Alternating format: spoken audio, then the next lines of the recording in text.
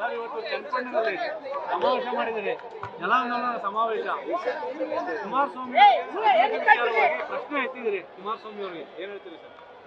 ನೋಡಿ, ನಾನೇನಾರು ಮಾತಿನಲ್ಲಿ ಸುಳ್ಳು ಹೇಳಿದೆ ಉತ್ತರ ಹೇಳಿ. ಎಷ್ಟು ಜನಕ್ಕೆ ಸೈಟ್ ಕೊಡಿಸಿದ್ದೀನಿ, ಎಷ್ಟು ಜನಕ್ಕೆ ಮನೆ ಕೊಡಿಸಿದ್ದೀನಿ, ಎಷ್ಟು ಕಾರ್ಯಕರ್ತರಿಗೆ ಅಧಿಕಾರ ಕೊಟ್ಟಿದ್ದೀನಿ, ಬಗರ್ಕಲ್ ಸಾಗೋಳಿ ಎಷ್ಟು ಮನೆ ಕೊಟ್ಟಿದ್ದೀನಿ, ಜಮೀನು ಕೊಟ್ಟಿದ್ದೀನಿ, ಎಷ್ಟು ಜಮೀನು ಅಕ್ವಿಷನ್ ಮಾಡಿದ್ದೀನಿ, ಎಷ್ಟು ಜನಕ್ಕೆ ಸೈಟ್ ಹೆಚ್ಚಿದ್ದೀನಿ, ಇವೆಲ್ಲ ಹೇಳ್ಬೇಕಲ್ಲ. ಎಷ್ಟು ಜನಕ್ಕೆ ಏನೇನು ಮಾಡಿದ್ದೀನಿ ಅಂತ, ಇಲ್ಲ ಎಷ್ಟು ಹಣ ತೆಗೆದುಕೊಂಡು ಬಂದಿದ್ದೀನಿ ಅದೆಲ್ಲ ಹೇಳಿ ಬಿಡುಗಡೆ ಮಾಡಬೇಕು. ಈ ಮತದಾರರಿಗೆ ಹೇಳ್ಬೇಕು, ಸುಮ್ಮನೆ ಅಧಿಕಾರ ಉಪಯೋಗಿಸ್ಕೊಳ್ಳೋದಲ್ಲ, ಅವ್ರ ಋಣನೂ ತೀರಿಸ್ಬೇಕಲ್ಲ.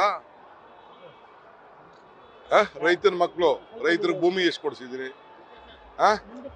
ಇವೆಲ್ಲ ಹೇಳ್ಬೇಕಲ್ಲ. ಅವೆಲ್ಲ ಕಾಯ್ಕೊಂಡಿದ್ದೀವಿ ನಾವು, ಹೇಳಿ ಅವ್ರು.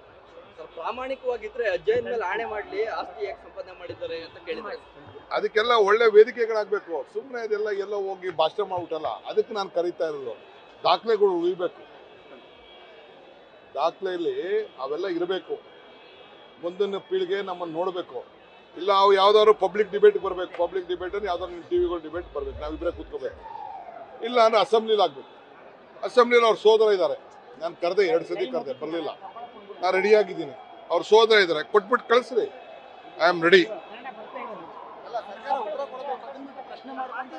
ಹೌದ್ರಿ, ನಾವು ಫಸ್ಟ್ ಅವ್ರ ಉತ್ತರ ಕೊಡ, ಅದಕ್ಕೆ ನಾವು ಇದನ್ನ ಮಾಡ್ತಾ ಇರೋದು, ಆಂದೋಲನ ಮಾಡ್ತಾ ಇರೋದು. ಅವರ ಪಾಪದ ಕೊಡ ಯಾವ ರೀತಿ ತುಂಬಿ ತುಳುಕಿ ಜನ ಓಡಿಸಿದ್ದಾರೆ, ಅದಕ್ಕೆ ನೀವು ಉತ್ತರ ಕೊಡಪ್ಪ ಅಂತ ಅವ್ರು ಕೇಳ್ತಾ ಇದೀವಿ. ನ್ಯೂಸ್ ಫಸ್ಟ್, ನಿರ್ಭೀತಿಯಿಂದ ನಿಮ್ಮ ಪರವಾಗಿ.